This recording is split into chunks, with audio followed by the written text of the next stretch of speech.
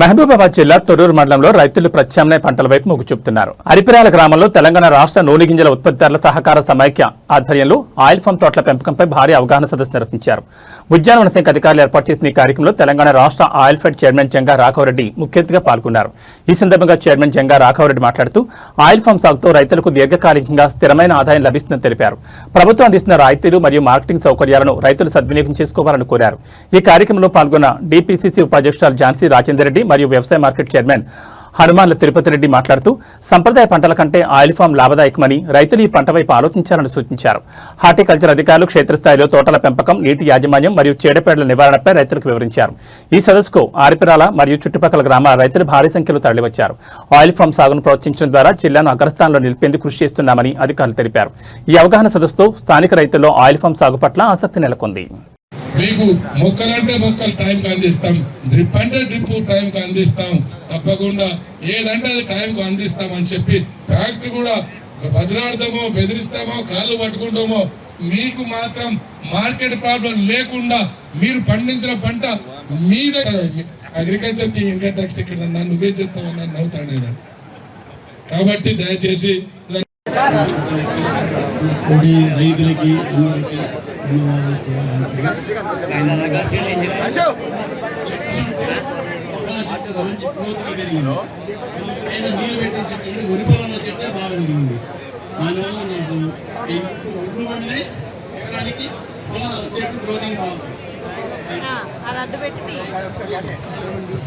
ఇంకొకటి ఏంటంటే కరెంటు గురించి మన ఆయిల్ ఫామ్ లో కరెంటు స్తంభాలు అని చెప్పి ఈ సందర్భంగా మీకు తెలియజేస్తా ఉన్నా.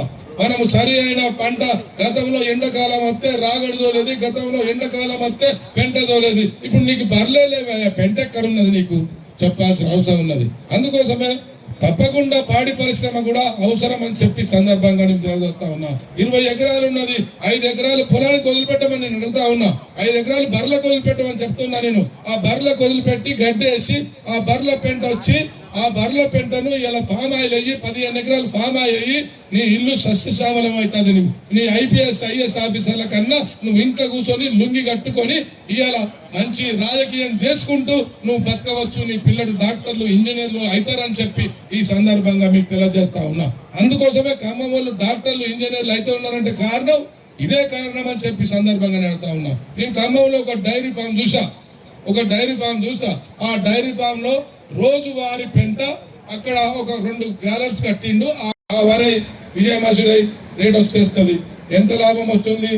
ఇవాళ గవర్నమెంట్ వాల్యుయేషన్ ప్రకారము ఇవాళ మనకు ఖర్చు ఎంత వస్తుంది? పొలానికి దాదాపు 33,500 రూపాయలు ఎకరానికి ఖర్చు వస్తుంది. ఆదాయం ఎంత వస్తుంది? మంచిగా పండించడానికి కూడా 60,000 దాటలేదు. 60,000కు 33,000 తీసేస్తే ఎన్ని పైసలు ఉన్నాయో మీకే లెక్క చేసుకోండి. ఆ 33,000 వడగల్ల వానొస్తే మొత్తం పోతుంది, దోమ కాటొస్తే మొత్తం పోతుంది. అదే రేటు లేకపోతే మొత్తం పోతుంది. అదే ఆడికి మార్కెట్కి పోతే 5 కిలోలు 10 కిలోలు వాళ్ళు గుంజేసుకుంటారు. రేపు పైసలు తరా రైస్ మిల్ల దగ్గర పోతే నెలకి ఇస్తాడో 2 నెలలకి ఇస్తారో లేదు. ఆ 3 సార్లు తిరిగితే సిటీకి పోయినాం కదా, ఇంత క్వార్టర్ అన్న తాగపోతే బాగుండదేమో అని చెప్పి, లేకపోతే సిటీకి రాక వత్తివి అని చెప్పి ఒక క్వార్టర్ తాగుతుంది. ఆ క్వార్టర్ తాగితే అదో 1000 రూపాయలు ఖర్చు అయ్యాయి. లాస్ట్కి ఏం మిగిలినా అంటే నీ శ్రమ కూడా మిగలలేదు. ఆ ఫర్టిలైజర్ ఆయనకే డబ్బులు పోతాయి. అంటే ఏమన్నా మిగిలిందా అని చెప్పి నీ సందర్భంగా నేను అడుగుతా ఉన్నాను. అంటే వరితోని ఏం మిగులుతలేదు. పత్తి మన పాలకుర్తి నియోజకవర్గంలో మంచిగా పండిస్తే ఒక బ్రోకర్ వాడికి ఏం చేసిండు? 20 కోట్ల డబ్బులు ఉద్దర పెట్టిండు. 20 కోట్ల ఉద్దర పెడితే వాడుకు నువ్వు 1 సంవత్సరం 2 సంవత్సరం 3 సంవత్సరాలు నమ్మిచ్చిండు. 20 కోట్లు వేసుకున్నాడు, అవతల పట్టుంటే నేను పట్టుకొచ్చి మా పైసలే వేరారా అని చెప్తే ఒక లీడర్ వచ్చి తీసుకొచ్చి నువ్వు ఇన్లీగల్ గా నువ్వెట్లా తీసుకొస్తావు అని చెప్పి పోలీస్ స్టేషన్ లో పెట్టి బిర్యానీ ఇరిపించి ఇచ్చేసిండు. ఎవరు ఇరిపించిల్లా అంటే మన నాయకులు ఇరిపించి ఎంత తీసుకున్నారా అంటే 5 కోట్లు తీసుకున్నారు. ఎవరి పైసలు తీసుకున్నారా అంటే మన పైసలు తీసుకున్నారు.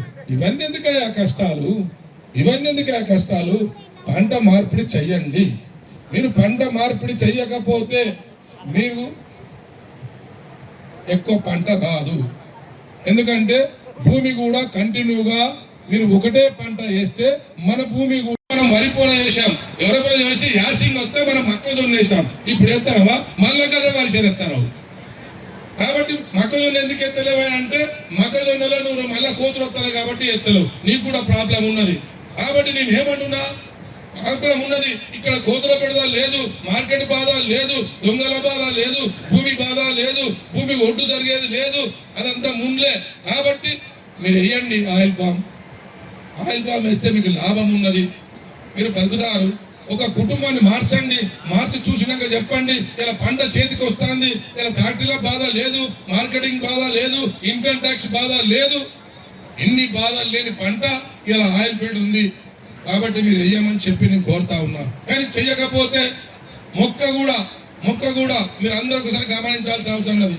ఆకు గుంజి ఇట్లా కొస ఆనందిస్తే ఎక్కడైతే ఉంటుందో దాని ఏరు అక్కడ ఉంటది. మీరు చెట్లకు నీళ్లు ఏం చేస్తున్నారు, డ్రిప్పు దాన్ని ముందు పెడతా ఉన్నారు. ఈ ప్రాంతంలో డబుల్ రోడ్ పెట్టే అవకాశం మీకు ఉంది, పెట్టమని చెప్పి ఆల్రెడీ అప్రూవ్ అయిందట. అంత సపోర్ట్ కూడా అందరు అప్రూవ్ అయిందట ఆల్రెడీ. అది చూసినావా, అంత మంచి ప్రభుత్వం దివ్య దృష్టితో చేస్తా ఉన్నది. కాబట్టి ఒకసారి ఆలోచన చేయమని చెప్పి అడుగుతున్నాం. అందుకోసమనే ఎవరు పడితే వాళ్ళు నోరున్నట్టు మాట్లాడుతూ ఉన్నారు. ఇవాళ ఎక్కడ పడితే అక్కడ మాట్లాడుతూ ఉన్నారు, ఏడుస్తూ ఉన్నారు, తోడుస్తూ ఉన్నారు. మన మున్సిపాలిటీ ఎలక్షన్లో దయాగారాలు ఏడుస్తూ ఉంటే నాకు నవ్వుతా ఉన్నది. అయ్యా నువ్వు చేసిన మోసరా ముందు ఇది ఎన్నయ్యా నువ్వు ఎంతమందిని గుంజుకోపోయినావు, ఎంతమంది దాచినావు, ఎంతమంది బెదిరించినావు, ఎంతమంది కేసులో పెట్టినావు. నాకు వాడు చూసి నన్ను అంటాడు. నేను పాలకుర్తి వచ్చినందుకే కదా 156 కేసులు పెట్టింది నా మీద. 156 కేసులు పెట్టినావు కదా. ఇప్పుడు ఆమె కూడా ఎందుకు వచ్చింది, ఇప్పుడు వారు కూడా ఛాలెంజ్ చేసి ఎందుకు వచ్చిండ్రు, నీ అంతు చూద్దామనే కదా, నువ్వు చేసిన ఇబ్బందులే కదా. అంటే ఇంతమందిని మోసం ఉంచుకొని సొమ్ము చేసుకున్నాడు, అర్థం చేసుకోవాల్సిన అవసరం. కాంగ్రెస్ పార్టీ ప్రజాస్వామ్యబద్ధంగా నడిచిన పార్టీ, ప్రజల పార్టీ, బడుగు బలహీన వర్గాల పార్టీ, రైతుల పార్టీ, రైతు సంక్షేమాన్ని కోరే పార్టీ. ఆనాడు నెహ్రూ కాంచన మొదలు పెడితే, ఇందిరాగాంధీ కాంచన మొదలు పెడితే, ఈ రాజశేఖర రెడ్డి వరకు, ఈ రోజు రేవంత్ రెడ్డి వరకు కూడా ఇలా రైతుల కోసం నిరంతరం పనిచేస్తా ఉన్నారని చెప్పి, ఇలా రైతులను బాగుపరిచే దృష్టిలో ముందుకు పోతా ఉన్నారని చెప్పి ఈ సందర్భంగా మీకు తెలియజేస్తూ, నిజంగా మీరు అందరూ నీళ్లు లేని పరిస్థితి ఉండే, తాగునీరు కష్టమయ్యే పరిస్థితి ఉండే. ఇలా 370 కోట్లతో అప్పుడు ప్రాజెక్టు తీసుకొచ్చి దాదాపు 700 కోట్లు ప్రాజెక్టు చేసి 1200 కోట్లతో ఇలా పూర్తి చేస్తే ఇలా నీళ్లు వస్తున్నాయి. ఆ నీళ్లు రావడం కారణం మనమని చెప్పి సందర్భంగా మీకు మనజేస్తా ఉన్నా. ఆయిల్ ఫామ్ ఏంగానే మీరు అనుకుంటున్నారు ఒక రైతుకే లాభం అనుకుంటున్నారు. నీ పిల్లగానికి ఉద్యోగం రావాలంటే ఇక్కడ ఫ్యాక్టరీ పడాలి, ఇక్కడ ఫ్యాక్టరీలో ఉద్యోగాలు వస్తాయి. ఈ ప్రాంతంలో ఉద్యోగాలే కాదు, ఇందులో వచ్చిన ప్రతి దాంట్లో కూడా ఇందులో వ్యాపారం ఉంది.